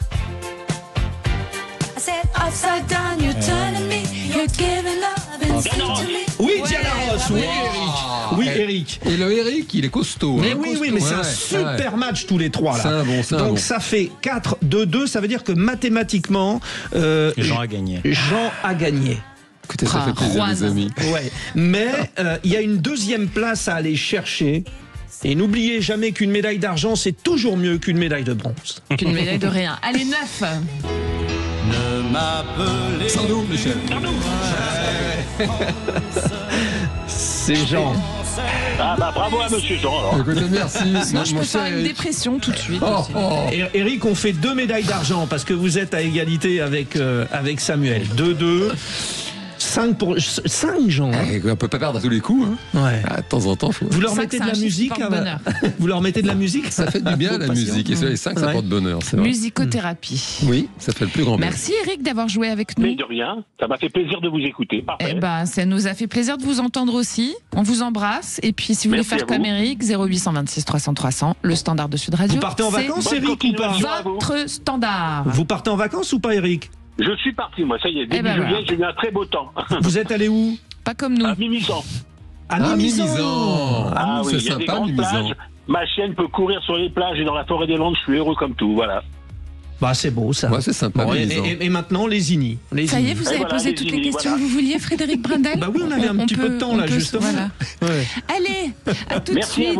Merci beaucoup, Eric. 0826 300 300, je vous le rappelle, le standard de Sud Radio vous appartient, vous nous appelez. Vous pouvez dire ce que vous voulez. À tout de suite. Sud Radio. Sud Radio. Parlons vrai. Parlons vrai. Sud Radio. Parlons Les vraies voix Sud Radio, 17h-20h, Frédéric Brindel, Judith Belair. Et nous sommes repartis pour la deuxième mi-temps, appelons-la comme ça, des vraies voix de l'été avec Judith Belair. Ça va Judith? C'est votre dernière semaine là? Ouais. Ah bah merci, moi j'étais content. Non, j'aime bien faire de l'antenne tous les jours, aucun problème. Bon, je suis très contente d'être avec vous. Ta joie, quand même. Mais je suis contente de partir en vacances aussi bientôt. Oui, c'est normal, c'est voilà, humain. comme tous les Français d'ailleurs, qui partent en vacances. En tout cas, je resterai là, je serai là. Vous allez avoir des vacances, Frédéric Brindel, vous aussi. Oui, un petit peu après. Et il y aura aussi, je vous l'annonce tout de suite, Samuel Botton, qui est expert en communication chez Step Conseil et qui est avec nous ce soir. Samuel, vous passez une bonne soirée? Je passe une très très bonne soirée. Vous êtes en pleine forme. Vous avez besoin de vacances? Les débats sont les vacances, j'ai déjà prises. Voilà. Et j'en prendrai encore peut-être un peu. C'est pour ça, voilà. Et vous, Jean Dorido, vous partez en vacances? Vous êtes docteur en psychologie, spécialiste de l'aide au tabagisme, sevrage tabagisme. En fait, avec Jean, on fume un paquet par jour. J'ai un œil qui voit mal, et puis il s'est pris dans le micro. Et en fait, j'avais l'œil qui voyait pas de près. Mais sinon, vous partez en vacances, Jean? Je vais partir un petit peu, pas tout de suite, mais je vais changer un peu d'air, bien sûr. On a l'esprit. Auditeur de Sud Radio, donc Jean Dorido est docteur en psychologie, spécialiste de l'aide au sevrage tabagique. Yes, voilà, allez, 0800 26 300 300, vous le savez, vous pouvez réagir, nous laisser des messages ou passer en direct. Et ben là, on en a un auditeur qui nous a laissé un message, on écoute. Bonjour à vous, je me permets donc de témoigner. Si vous voulez, moi j'ai travaillé pendant 14 ans en discothèque, de mes 26 ans à mes 40 ans, et j'ai arrêté cette année. Pourquoi? Parce que j'étais seul à la porte d'un établissement qui pouvait accueillir 1270 personnes. Et la violence augmente de plus en plus. Avant, c'était dans les grandes villes, et maintenant, c'est dans les petits bourgs. Moi, j'habite une commune où il y a 3000 habitants. La commune où il y a eu des agressions, il y a 2000 habitants. Et voilà, j'en ai vu, je me suis fait menacer à l'arme à feu en 14 ans. Et dans cette même discothèque, la dernière année, je me suis fait menacer 2 fois à l'arme à feu. En tout cas, merci de m'avoir donné la parole. Prenez soin de vous. Merci. Et comme quoi la violence elle monte partout. On a quelques infos, par exemple il y a une discothèque à Séméris dans l'Avesnois qui a été fermée pour un mois puisqu'elle faisait une série de troubles à l'ordre public, mais a priori c'était les gens qui fréquentaient. On en a un autre, Nicolas Dumas, qui a été touché à la tête directement en novembre 2024 suite à une fusillade devant une discothèque en Ardèche. C'est vrai que c'est des faits qu'on entendait en grande ville auparavant, Jean Dorido, et on a l'impression que c'est plus pareil, quoi. Oui, vous avez raison. On a une pensée pour cet auditeur. Oui, il y a une espèce de contagion, on le voit. Alors, sans vouloir faire des rapprochements à l'emporte-pièce, il y a peut-être aussi des facteurs qui favorisent cette violence. Les spécialistes du trafic de drogue, par exemple, observent que là où jadis c'était l'apanage des grandes villes, le trafic de drogue, aujourd'hui, vraiment, vous trouvez n'importe quel type de produit, même dans les campagnes les plus reculées. Et peut-être que, justement, la propagation de ce narcotrafic, comme on dit aujourd'hui, participe à l'augmentation de la violence. Et puis oui, c'est vrai que c'est un fait, tenir la porte d'une discothèque, c'est particulier. Souvent, on les voit, ils sont quand même plusieurs. Il y a quand même l'effet de nombre qui compte. Et c'est vrai que cet auditeur qui était tout seul pour plus de 1200 clients, waouh, c'est impressionnant. Ouais. Samuel Botton, ça pose aussi la question du monde de la nuit. Et auparavant, appelons un chat, le milieu surveillait. Il y avait une espèce d'entente. Là, aujourd'hui, le milieu, il semble être éclaté. Alors, je ne pose pas une question aux Marseillais que vous êtes. Vous parlez de la mafia, là, c'est ça? Oui, voilà. Mais quand même... Mais je vais vous donner la réponse que vous attendez. Je voudrais rebondir sur le propos de Jean qui est très juste. Et quand vous soulevez la question du narcotrafic, j'irai même plus loin. Tous les rapports sur le narcotrafic évoque une mexicanisation de la violence. Et je pense qu'on est en plein là-dedans. Ce qui est la question des petites villes, j'ai pas le sentiment que ce soit un sentiment nouveau. Dans les petites villes, une boîte de nuit, une discothèque, c'est souvent un lieu de rassemblement. Et c'est là que tout se passe. Et enfin, vous m'avez posé la question du milieu. Le milieu n'est plus ce qu'il était il y a 30, 40, 50 ans. À cette époque-là, on avait... Alors j'ai du mal à me rendre compte que je vais le dire comme ça, mais une forme de déontologie, un respect des codes. Aujourd'hui, tout ça, ça n'existe plus, et forcément, il y a une violence qui naît un peu partout et chez différentes personnes dont on ne le soupçonnerait pas. Et de plus en plus jeunes. Et de plus en plus jeunes. Quand vous arrivez en boîte de nuit, et Alors déjà, première chose pour l'auditeur, s'il était vraiment seul à devoir gérer la sécurité d'une boîte de 1200 personnes, c'est pas bon. Je pense que si la préfecture tombe sur le patron, ça ferme pendant un an minimum. Ça, c'est un premier point. Premièrement. Le deuxième point, c'est une soirée comme tant d'autres où un groupe de jeunes arrive, se faire fouler, un échange de mots, et tu vas voir, je vais revenir, je vais m'occuper de toi. Et des fois, ils reviennent et ils s'occupent du videur. Il y a eu plusieurs affaires comme ça, notamment dans le nord de la France. Je crois il y a 2-3 ans, on avait vécu une succession de fusillades devant des boîtes de nuit. Vous avez fait allusion au fait que j'étais Marseillais. J'ai la faiblesse de penser que depuis quelques années, les boîtes de nuit marseillaises sont quand même des lieux où la sécurité règne autant que possible et où les règlements de compte se sont faits moins nombreux dans ce contexte-là. Tant mieux. Si vous me parlez de la Castellane et des cités à Marseille, oui, il y a toujours des règlements de compte, mais dans un autre contexte. Donc voilà, c'est, on va dire, le quotidien du monde de la nuit qui est fait de drogue, de violence et parfois de musique.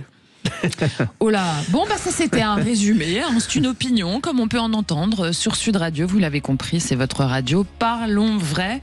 Eh bien restez avec nous parce que dans un instant c'est l'info en plus de Félix Mathieu.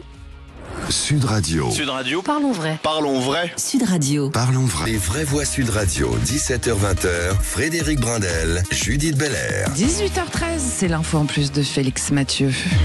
Les vraies voix Sud Radio.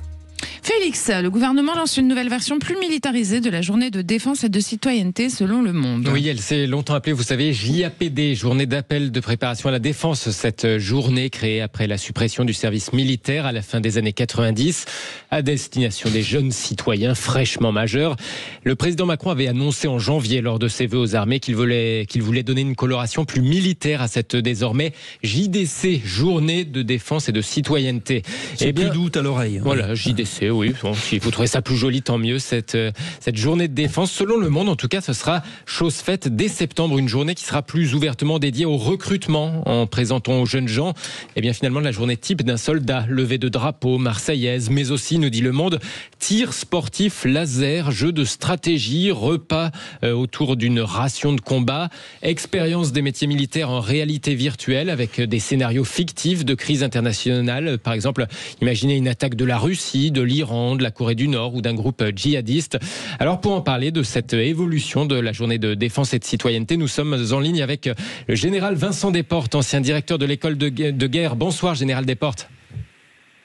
Bonsoir. Bonsoir. Bonsoir, mon général. Vous savez qu'on dit aussi avec nous. Mon étant la version écourtée de monsieur, c'est comme ça. Mais on ne dit pas ma générale à une femme générale. Non, non plus. Non, parce que c'est pas la version écourtée de madame. Mais non. Voilà. Bonsoir mon général, donc merci d'être avec nous dans Les Vraies Voix sur Sud Radio. Voilà. C'est une bonne idée selon vous d'orienter davantage cette journée vers les métiers militaires ? Écoutez, quel est le problème aujourd'hui ? Il est le problème de la défense de la France. La France n'a pas assez de soldats professionnels et elle ne peut pas en recruter davantage. Elle doit épaissir le format de ses armées. Elle n'a pas d'autre solution que d'aller rechercher des volontaires professionnels ou des volontaires pour les amener dans la réserve ou dans une forme de service national rénové. Et donc, il faut que la France, et donc les armées, doivent faire comprendre à la jeunesse ce qu'elle peut trouver dans un service militaire plus ou moins long.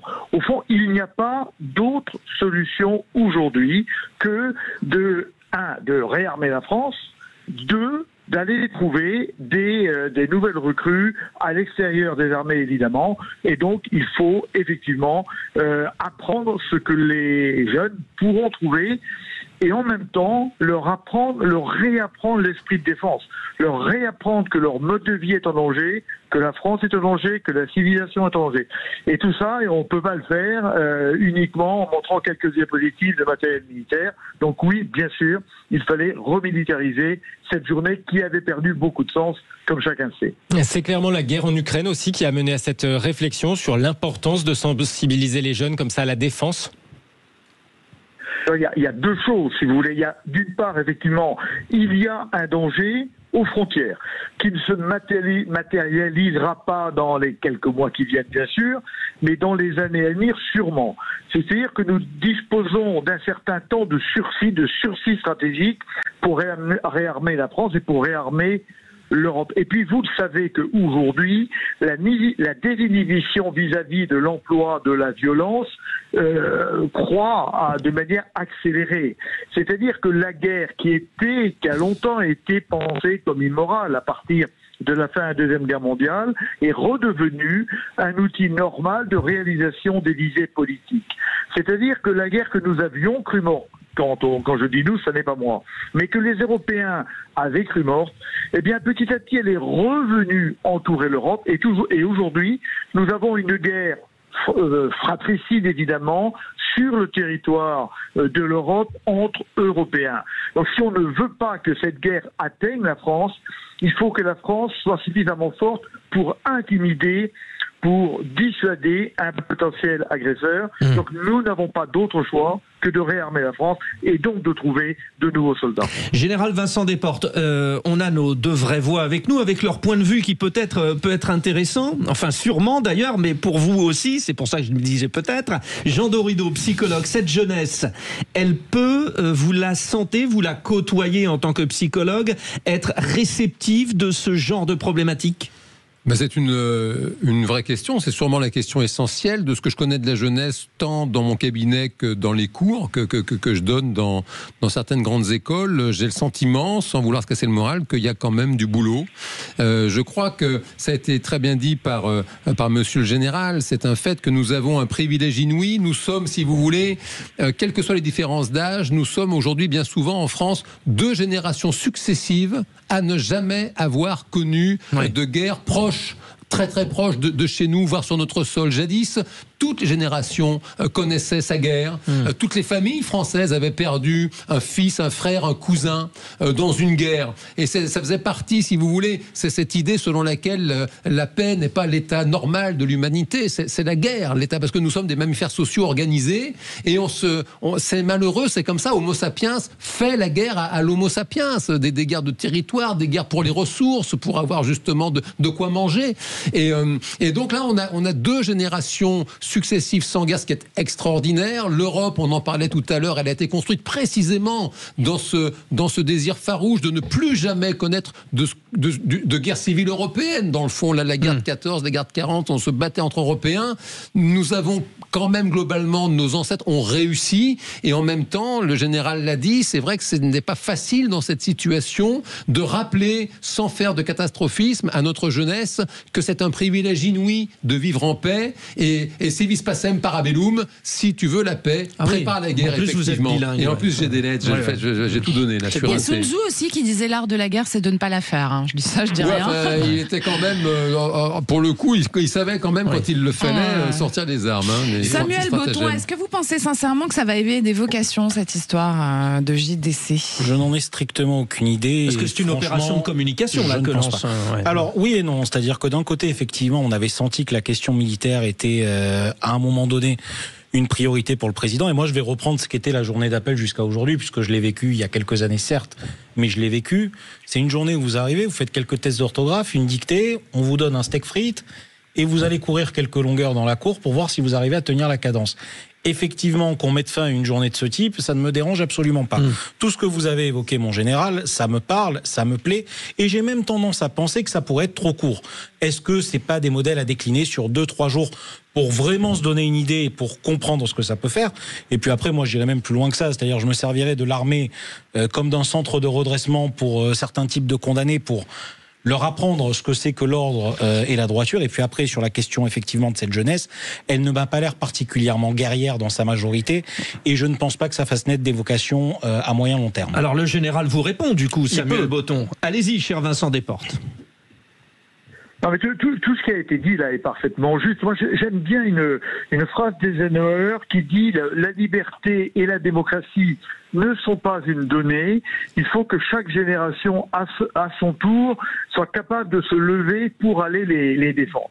Et je crois que nous sommes effectivement à un moment de basculement du monde qui a du mal à être perçu par la jeunesse protégée en France et qui se croit à l'abri du monde réel. Or, nous ne sommes pas à l'abri du monde réel. Le monde réel revient américain. C'est-à-dire que le modèle européen, qui est absolument remarquable, évidemment, eh bien, il n'a pas séduit le monde entier, parce que, comme ça a été dit, l'homme est quand même un loup pour l'homme, hein, ça n'a pas complètement tort, et que donc, si on ne veut pas être mordu et attaqué, il faut faire peur. Et donc, oui, ça va être difficile, parce que la jeunesse, elle n'a pas envie, parce que c'est plus facile de ne pas donner de son temps, de ne pas faire d'efforts pour défendre ce à quoi on tient, mais là, je crois qu'on n'a pas le choix.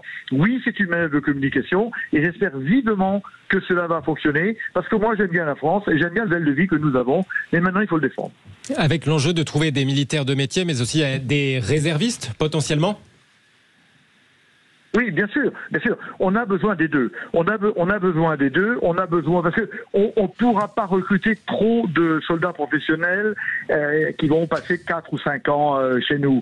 Donc on aura besoin de réservistes et probablement, mais le président Macron a dit qu'il en parlerait à l'automne, d'un service national renouvelé qui amènera des gens qu'on incitera à venir par différents moyens, à venir passer 1 an ou 1 an et demi sous les drapeaux pour arriver à gonfler les rangs des armées professionnelles. Donc en fait, il faut bien recruter 3 choses, des soldats professionnels, des réservistes et des gens qui viendront faire un service national rénové et grossir pendant quelques mois, renouveler évidemment les rangs des soldats marins et aviateurs qui nous défendent. Jean Dorido, vous vouliez pour conclure ? Non, en quelques mots sur ce point précisément. Je fais partie de ces générations de Français. J'ai eu la chance de servir mon pays avec un béret et des Rangers. À l'époque, ça se faisait. J'ai même été décoré de la médaille de la défense nationale à l'époque. Et sur la réserve, c'est vrai que c'est essentiel de la réserve. Et pour autant, aujourd'hui, c'est extrêmement chronophage de faire partie de l'armée de réserve. Et les aménagements, ne serait-ce que quand on a un professionnel, qu'on a besoin d'être au job tous les jours, de gagner sa vie, j'ai le sentiment qu'il y a vraiment de beaux progrès à faire pour permettre au plus grand nombre de donner de son temps, comme le dit le général, pour quand même, le cas échéant, être prêt à défendre ce que nous avons de plus cher. Merci Général Vincent Desportes. Je rappelle que vous êtes ancien directeur de l'école de guerre. Merci d'être intervenu au micro de Sud Radio aujourd'hui. Merci Félix Mathieu. Très bon sujet, Félix. Allez, votre voix, vous le savez, on l'entend, on l'écoute sur Sud Radio. Dans un instant, ça va être le tour de table des vraies voix. N'hésitez pas, surtout, à nous appeler au 0826 300 300 si vous avez un truc à dire. Allez, à tout de suite. Sud Radio. Sud Radio. Parlons vrai. Parlons vrai. Sud Radio. Parlons vrai, voix Sud Radio. 17h-20h. Frédéric Brindel, Judith Belair. Et nos vraies voix du jour, chef Frédéric. Ah oui, Jean Dorido, le docteur en psychologie, le spécialiste de l'aide au sevrage tabagique, celui dont on écoute religieusement les paroles en consultation ou en radio. Quelle est mauvaise. Non, mais c'est vrai qu'en fait, vous alternez, vous êtes très déconcertant, vous êtes capable d'avoir un positionnement. Vous avez bien réfléchi là. Oui, c'est déconcertant, c'était ça. Bravo. Face à vous, et peut-être même de temps en temps avec vous, Samuel Botton, expert en communication. Il ne botte pas en touche. Chez Step Conseil. Voilà. C'est quoi exactement Step Conseil ? Alors, parce qu'à chaque fois on en parle, mais profitez-en. C'est un cabinet de conseil. Nous, on est spécialisé sur tout ce qui est relations publiques, influence, stratégie, affaires publiques. Et on accompagne les entreprises, principalement des TPE, des PME. Il nous arrive aussi parfois de mettre un pied quand les situations l'exigent dans la politique, donc notamment sur les dernières législatives. Et puis essayer d'apporter un conseil de qualité et permettre justement à ces dirigeants et ces entreprises d'émerger dans leur discours et leur positionnement. Messieurs, on va voir si vous êtes bons justement là. Allez, 18h27, il n'y a pas de pression, c'est le tour de table des vraies voix. Je vais te dire, c'est sérieux, et puis c'est même grave. Il faut se poser les bonnes questions. Pourquoi en sommes-nous arrivés là ? Je pense que votre question est idiote. Ça dépasse tout ce que j'ai pu imaginer.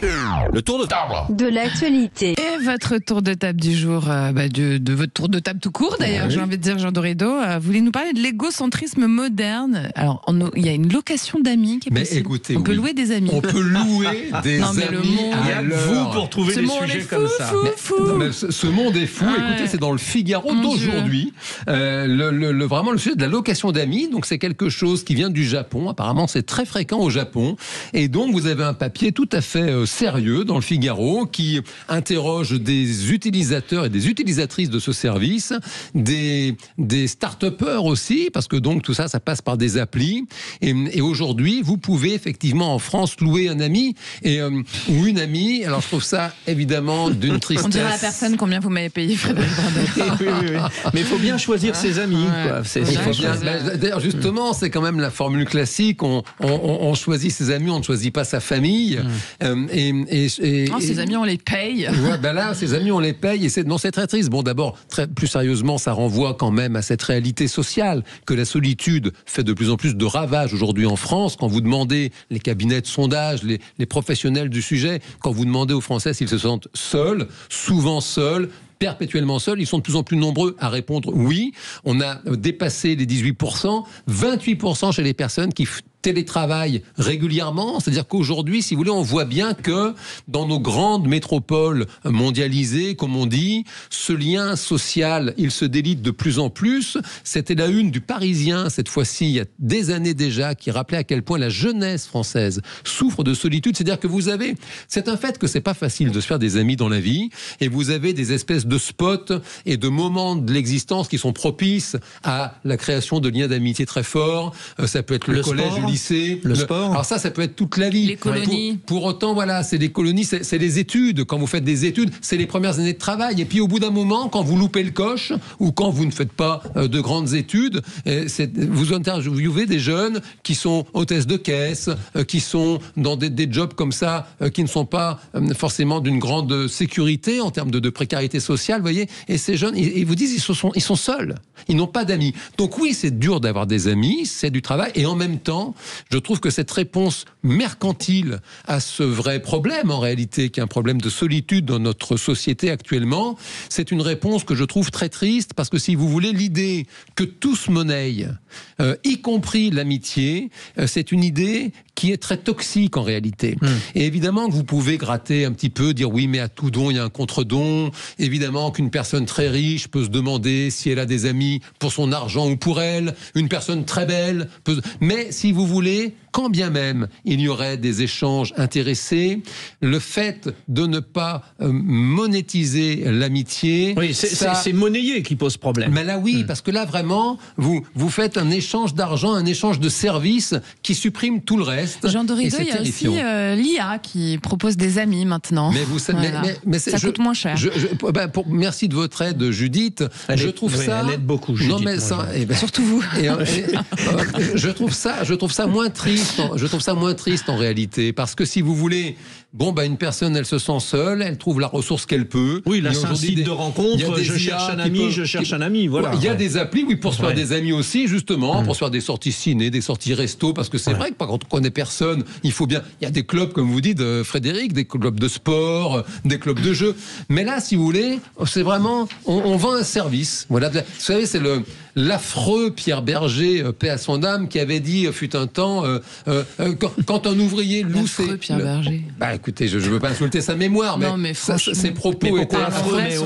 Il était trop libéral. Ce monsieur avait dit, quand un ouvrier loue ses bras dans une usine, ou qu'une femme loue son ventre pour une gestation pour autrui, quelle différence? Oui, il y a une différence. Tout ne peut pas se monnayer, tout ne se vaut pas. Et on est dans le même terrain, si vous voulez, avec cette location d'amis. L'amitié, c'est spécial. Ça n'est pas comme d'aller vendre une prestation d'électricité si vous êtes électricien, ou de vendre un sandwich si vous avez une sandwicherie. L'amitié, c'est autre chose. Et c'est vrai que je trouve ça triste. Ça manque de sacralisation, c'est ça que vous voulez dire. Ça manque Samuel, sur la question, quand même. Vous voulez réagir sur la question? Moi, je le sens bien sur la question. Vous avez des amis? Vous avez des amis sur l'IA aussi ou pas? J'ai des amis, j'utilise l'IA. J'espère que le patron de cette start-up... Vous êtes copain avec l'IA ou pas? Je suis très ami. Je lui dis s'il te plaît, je lui dis merci. D'accord. Mais sinon, vous croyez qu'il vous répond vraiment? Non, mais s'en souviendront. Non, j'espère que ce start-upper fera faillite le plus vite possible. L'idée est juste abjecte. Il y a un chiffre, parce que vous avez eu la gentillesse, Jean, de nous envoyer l'article, et c'est ce chiffre de SOS Amitié, 3 700 000 coups de fil par an. C'est un sujet qui nous suit déjà depuis quelques années. Il y a même un film qui est consacré exactement, Frédéric. Vous m'avez devancé, Le Père Noël est une ordure. Et puis après, voilà, c'est la solitude, c'est aussi principalement une conséquence directe d'une précarité financière. Vous avez évoqué les étudiants. qui ont des difficultés. Moi-même, quand je suis arrivé à Paris, je gagnais 800 € par mois. J'étais en alternance, c'était comme ça, et dans une ville comme Paris, je vous laisse faire les calculs, 800 €, ça va très vite. Mais la solitude, elle s'installe parce qu'on n'a pas forcément les moyens de suivre, d'aller boire un verre, d'aller au restaurant, de faire des courses correctement. Et ça passe aussi par là. Donc, à cette start-up, je dis, allez vraiment vous faire foutre. Et à SOS Amitié, je dis, vrai sur Sud Radio. Continuez le travail que vous faites, qui est nécessaire et qui permet, à sa mesure, alors de qu'un bon résoudre site, certains problèmes. Qui fait se rencontrer des amis, c'est comme ça qu'on s'est rencontrés, nous, Judith. Tous les jours. Vous êtes sur Tinder? Non. D'amis. On m'a bien regardé. C'est pour ça, j'étais étonné. Alors, vous avez la parole, vous allez la garder, mon cher Samuel. Merci. On va changer un peu de sujet. Regardé, là, tous les jours. Ah, d'accord. Alors, vous avez un coup de cœur, parce que c'est bien, ça nous tease en plus le 19-20 de Frédéric Brindel, sur la dernière étape du Tour de France dans sa structure, et puis un petit mot sur les audiences aussi. Sur toutes les audiences, alors bon, forcément, à chaque fois que France Télévisions propose du sport en clair le dimanche, le lundi, je réagis. Donc on a eu droit à 150 heures de direct. 45 millions de téléspectateurs sur France Télévisions. Donc c'est 4 millions de téléspectateurs en plus par rapport à l'année dernière. Donc ça montre... il y a 21 étapes, on rappelle. 21 étapes, donc 21 directs. Le pic d'audience pour l'étape du 14 juillet. On a Eurosport aussi qui a été très présent et qui n'a pas démérité. Une moyenne de 130 000 téléspectateurs pour une chaîne payante, c'est déjà très bien. Et surtout, avec une double diffusion en plus. Le grand gagnant de ce Tour de France, c'est les réseaux sociaux. C'est les contenus qui ont été diffusés, c'est l'attraction que ça a suscité. Donc on est à plus de 200 millions de vues sur les différents contenus en lien avec le Tour de France. Et enfin, pour conclure là-dessus, cette dernière étape que j'ai trouvée dans sa construction. Parce que je vais poser la question tout à l'heure. Est-ce qu'il faut refaire à chaque fois le coup de Montmartre? Mais il faut même aller plus loin. Alors, Montmartre, c'est une chose. Moi, je pensais aussi à l'épreuve qui avait eu lieu, le contre-la-montre à Marseille, dans la montée de Notre-Dame, qui était aussi exceptionnelle. À Notre-Dame de la Garde, Mais tout ça pour dire des étapes finales où il se passe des choses, où ça bouge. Je comprends rien au cyclisme. Je suis pas aussi pointu que vous, messieurs. C'est très compliqué. Je suis pas aussi pointu que vous, mais c'est des grands moments plus populaires. Et hier, vous aviez la France qui était dehors pour voir une étape. Il s'est passé des choses jusqu'au bout, et même d'un point de vue sportif, c'était fascinant. Alors peut-être que je vais dire une bêtise, mais ça aurait été que moi, on n'aurait pas gelé les temps.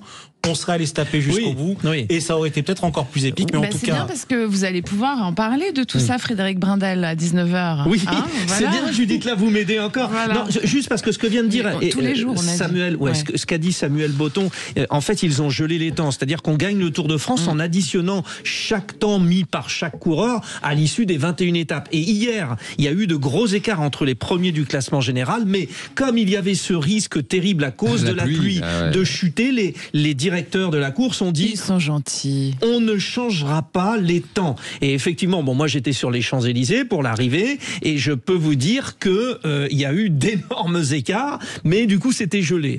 Je sais que Jean est passionné de cyclisme. C'était gelé parce qu'il pleuvait. Oui, aussi. Il veut dire un mot, Jean? Non, mais c'est un fait que oui, non, mais on a pas mieux que Samuel. C'était magnifique, sensationnel à refaire absolument. Vous êtes pour Montmartre? Tous les jours.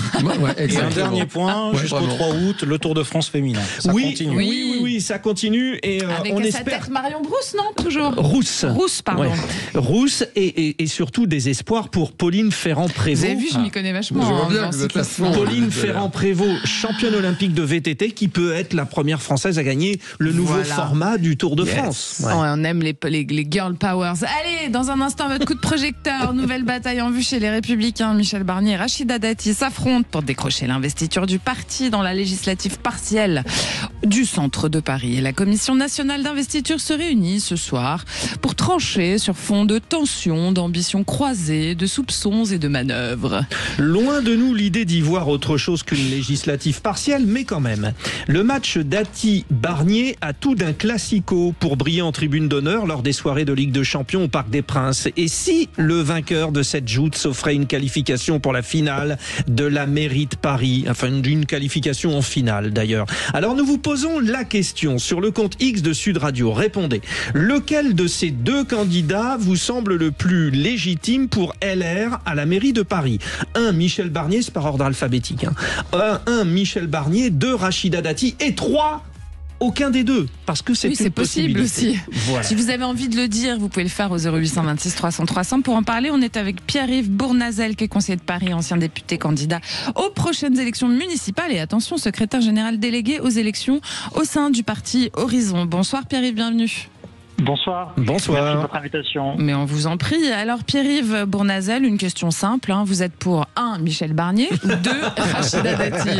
Oui, mais il y a la troisième possibilité, aucun des deux. Aucun des deux, voilà. J'appuie sur le bouton 3 parce que vous parliez de la mairie de Paris, je suis moi-même candidat.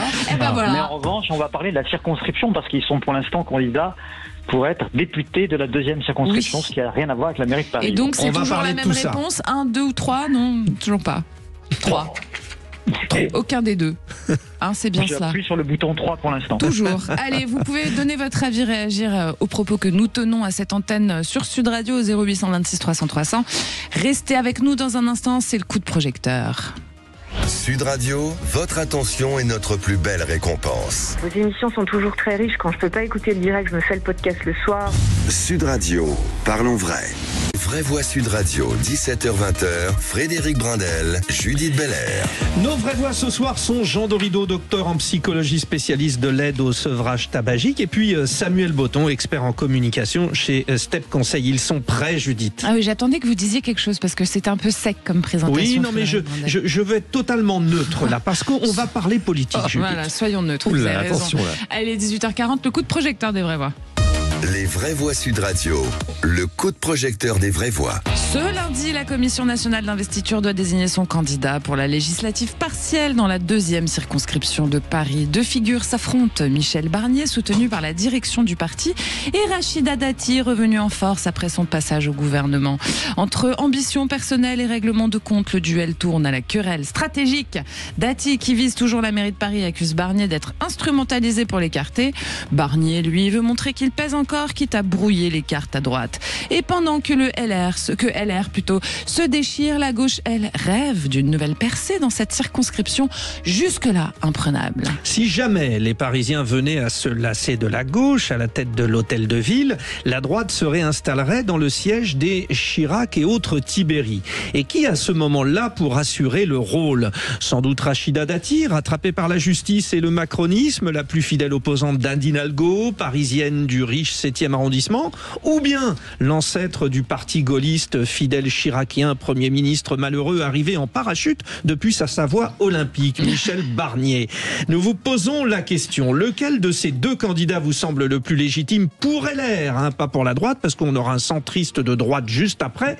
Donc à la question 1, Michel Barnier, 2, Rachida Dati, 3, aucun des deux. Votre choix pour l'instant? Alors bon, aucun des deux à 73%, on s'en doutait un petit peu, mais là où c'est intéressant, c'est la médaille d'argent qui vaut peut-être quitus. Oui. Eh bien, vous dites 17% pour Dati et 10% pour Barnier. Continuez de donner votre avis sur le compte X de Sud Radio. Et pour en parler, nous sommes avec Pierre-Yves Bournazel, qui est conseiller de Paris, ancien député, candidat aux prochaines élections municipales et secrétaire général délégué aux élections au sein du parti Horizon. Alors Pierre-Yves Bournazel, vous avez commencé à nous répondre que sur nos 3 choix qui sont Michel Barnier, Rachida Dati, eh bien, le 3e étant aucun des deux, c'est bien votre choix.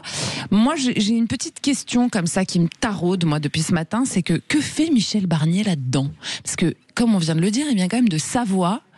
Est-ce qu'il y habite encore? On ne sait pas trop, mais en tout cas, on se demande ce qu'il vient faire dans la capitale, quoi. Un petit peu, là, en l'occurrence.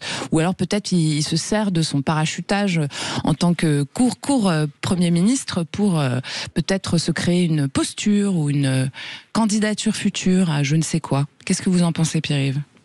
Écoutez, je voudrais distinguer l'élection législative partielle pour élire le député ou la députée de la 2e circonscription de Paris, fin septembre probablement, et l'élection municipale. Oui, mais vous êtes bien d'accord que ça influence quand même?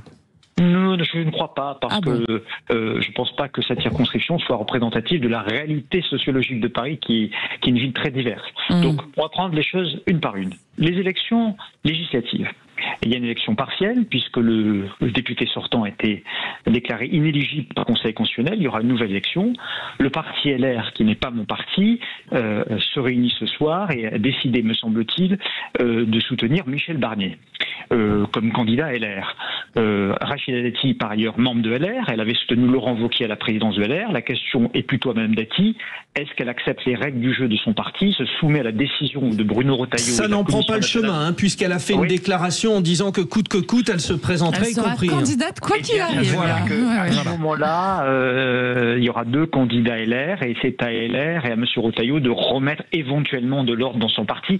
Mais je ne suis pas du parti LR, donc je ne mets pas des LR. Ensuite, il y aura une élection municipale en mars prochain. Et je vais vous dire une chose. N'oubliez pas que dans l'histoire électorale de Paris, c'est jamais ceux qui sont en tête des sondages, qui sont des grandes figures nationales qui l'emportent. Jamais. Jacques Chirac a même gagné en 77 en frondeur contre le candidat favori qui était le candidat de Valéry Giscard d'Estaing, Michel Dornano. Et ensuite, Bertrand Delanoë, en 2001, personne ne pensait qu'il emporterait d'abord à gauche, dans le cadre des primaires. Il y avait Dominique Strauss-Kahn, puis Jack Lang qui se voyait maire de Paris. Delanoë était désigné candidat du Parti socialiste. Il était surnommé Petite Chose et il a battu Philippe Seguin. Anne Hidalgo a été élue en 2014 face à Nathalie Kosciusko-Morizet et même impopulaire déjà en 2020, elle était élue face à Rachida Dati. Parce qu'à la fin, les Parisiens, ils attendent un maire. Ils n'attendent pas une star. Ils n'attendent pas qu'on fasse de la com, de la promotion ou qu'on utilise Paris comme un marchepied. Ils veulent un maire et une équipe municipale qui s'occupe d'eux, de remettre en état de marche. Alors là, Pierre-Yves Bournazel, justement, là, vous tracez un portrait qui est un peu le vôtre. Mais enfin, vous auriez tort de ne pas le faire puisque vous êtes candidat. Bien sûr. Et évidemment, mais alors que nos 2 vraies voix vont prendre la parole et vont sans doute vous poser des questions et vont vous contredire, je voudrais juste vous poser une question assez rapide quand même, en toute honnêteté, entre vous et nous. Mais ce qui se passe pour Rachida Dati et le parcours de Michel Barnier, ça fait quand même 20 000 fois votre jeu. Vous qui allez être sans doute le candidat d'Horizon, donc du courant Édouard Philippe, et vous qui êtes parisien de souche, vous buvez du petit lait. Non, je bois pas du petit lait parce que pour moi la politique c'est pas Dallas et que j'en ai un peu marre depuis 17 ans que je suis maintenant élu à Paris de voir ces feuilletons de l'opposition municipale avec des personnalités qui s'entre-déchirent en permanence. On a envie un peu de sérénité, on a envie d'apaisement, on a envie qu'on parle de notre ville et on a envie qu'on parle des Parisiens. On a envie de mettre en ordre de marche nos finances qui sont au rouge à Paris. On a envie de remettre en ordre de marche notre espace public qui est chaotique, c'est la pagaille, et je remettrai de l'ordre dans cet espace public, la propreté, les travaux, la sécurité, la tranquillité. On a envie de prendre soin de Paris, des Parisiens, et on veut pas ce spectacle permanent. La politique, c'est pas un show, c'est pas un cabaret, c'est rigolo de temps en temps, mais là, on s'approche d'une élection qui est essentielle, et là, il va falloir être sérieux, il va falloir être légitime, il va falloir avoir de l'énergie, de l'enthousiasme, et on va amener un bon projet, une vision nouvelle de la ville, et on va mener cette campagne pour rassembler, parce que la vraie question, c'est de savoir si le candidat sera capable de rassembler des hommes et des femmes venus de sensibilités différentes pour Paris et rien que pour Paris. Parce que tout le reste, toute instrumentalisation nationale fera le jeu de la gauche parce que les Parisiens à la fin votent pour celui ou celle qui est capable de rassembler et de faire pour les Parisiens, pas pour des querelles d'appareils. Les Parisiens. Pierre-Yves Bournazel, vous faites comme Anne Hidalgo, vous ne faites jamais de fin dans les phrases. Attendez, parce que on a nos vrais. Ne faites pas comme Anne Hidalgo, sinon ça vous. Non, nous sommes bien différents. Bon, d'accord. Bon. Alors, je vous confirme. On fait tourner. Alors, pour rappel, Samuel Botton, Rachida Dati, elle a été exclue des Républicains en 2024 parce qu'elle a été débauchée par Gabriel Attal pour devenir ministre de la Culture. Depuis, elle a repris sa carte.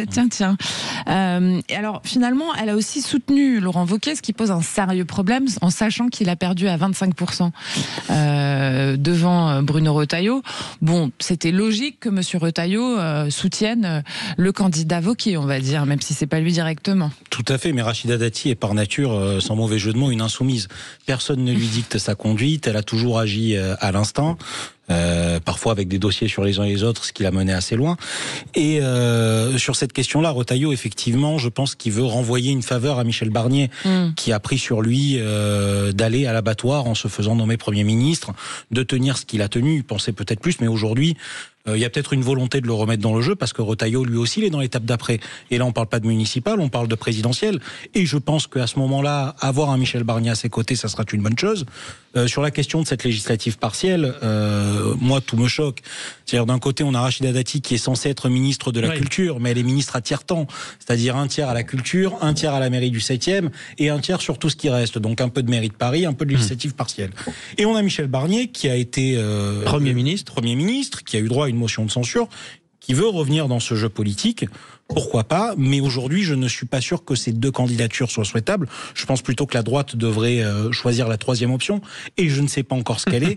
Et aucun des deux, question, donc c'était la troisième. Aucun des deux, parce que de toute façon, aujourd'hui, sur ce qui a été dit, effectivement, Michel Barnier a été choisi. Rachida Dati a annoncé qu'elle pourrait y aller en dissidence, et je pense qu'elle le fera.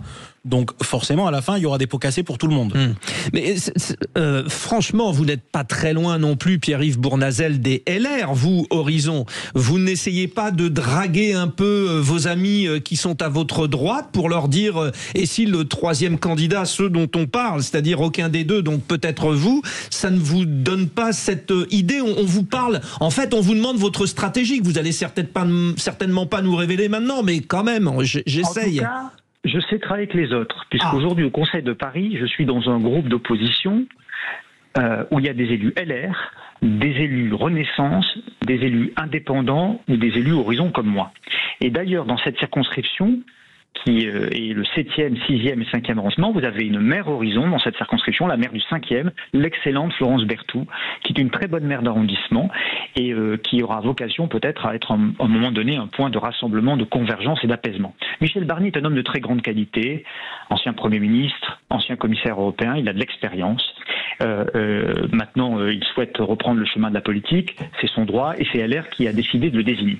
Rachida Dati, maire du 7e, je ne conteste pas sa légitimité, mais je ne comprends pas sa stratégie, justement. Elle a dit qu'elle voulait être candidate à la mairie de Paris en mars, et entre-temps, elle voudrait devenir députée en septembre ou octobre, alors que les cumuls sont interdits par la loi entre la fonction de député et la fonction de maire. Tout en étant ministre, en plus, tout en étant ministre. Tout en étant ministre, président de groupe au Conseil de Paris, déjà maire du 7e arrondissement de Paris. Bon. Finalement, Jean Dorédo, ce que dit aussi, il y a eu une réunion hier soir à Paris entre Dati et Barnier et puis Bruno Retailleau. Le but, c'est d'apaiser les tensions et surtout d'éviter une guerre fratricide. C'est vrai que ça ne nous ferait pas du bien, qu'ils se déchirent la tête comme ça en public à nouveau. Ça ne nous ferait pas du bien. Enfin, maintenant, c'est un fait, oui, quand j'écoute attentivement les échanges des uns des autres. Bon, d'abord, il faut quand même bien se souvenir que pour le prochain scrutin, ça va être très spécial parce que ça a été entériné. Le mode de scrutin va changer pour la ville de Paris. Oui. C'est la même chose à Lyon et Marseille. Ça va être le suffrage universel direct. Et pour rappel, j'entendais Pierre-Yves Bournazel expliquer que Anne Hidalgo l'avait emporté face à Nathalie Kosciusko-Morizet. En termes de nombre de voix, c'est Kosciusko-Morizet qui avait gagné. Et après, le jeu mécanique des alliances et des élections par précisément arrondissement, eh bien, c'est ça qui a mis Paris dans la situation actuelle pendant de nombreux mandats successifs. Et puis, oui, c'est vrai que pour les personnes qui nous écoutent, qui ne connaissent pas forcément par cœur les circonscriptions parisiennes, il faut bien comprendre que la Barnier qui vient d'être investie, donc ça y est, officiellement par LR pour cette deuxième circonscription législative partielle, il est sûr d'être élu. C'est un coin de Paris qui vote à droite depuis toujours, donc c'est vraiment un ticket qui lui est accordé pour un job de député. Et ça, c'est vrai que... Mais il fait le rôle de la voiture bélier, c'est-à-dire, comme là, il n'est plus parachuté, il est installé, et donc c'est, du coup, le premier choix au détriment de Rachida Dati. Alors, pour le montagnard, effectivement, qu'il y ait, peut-être que les béliers, les bouquetins et autres mammifères... J'en ai d'autres, ça lui plaira. Maintenant, c'est vrai que c'est une image, pardon de le rappeler, qui ne grandit pas les politiques, me semble-t-il, pour le grand public, parce que Judith Belair l'a dit très justement tout à l'heure. On se demande qu'est-ce qu'il vient faire là. Enfin, c'est vrai que ce monsieur, pour les plus anciens, c'était Monsieur Gillot d'Albertville, il y a très très longtemps, avec Jean-Claude Killy. Moi, je suis parisienne. Sincèrement, on ne donne pas tellement son opinion d'habitude quand on est animateur, mais je le dis. Moi, je suis parisienne. Je me demande ce qu'il vient faire là-dedans. Si je peux me permettre, moi, j'ai un élément de réponse là-dessus. On est sur une législative partielle, donc hors du temps des élections législatives qu'on a connues, et qui va canaliser l'attention de surcroît parce qu'elle est à Paris. Et quand vous partez sur une campagne de ce type, vous avez besoin, l'imaginaire collectif laisse penser qu'on a besoin d'un visage fort. Aujourd'hui, Barnier et Dati sont ces deux visages forts pour LR. Oui, alors je ne veux surtout pas être désagréable. La petite conclusion. La petite très rapide. Je vous le permets, allez-y. Je ne suis pas sûr qu'en termes d'imaginaire collectif, M. Michel Barnier soit l'homme de la situation. On voulait la laisser à Pierre-Yves Bournazel. Pierre-Yves Bournazel, vous avez la conclusion, vous avez peu de temps, mais allez-y, on vous écoute. Écoutez, moi je suis pour la paix des ménages. J'espère que les LR trouveront le chemin du rassemblement dans cette circonscription. Il faut que cette circonscription reste dans le giron, je dirais, du centre et de la droite. Et puis demain, il faut préparer Paris. Et il ne faut pas oublier une chose. Et je prêche pour ma paroisse, mais c'était bien à moi de le faire. Je crois que c'est en étant capable de porter un bon projet et en étant capable de rassembler et d'apaiser plutôt que d'exciter.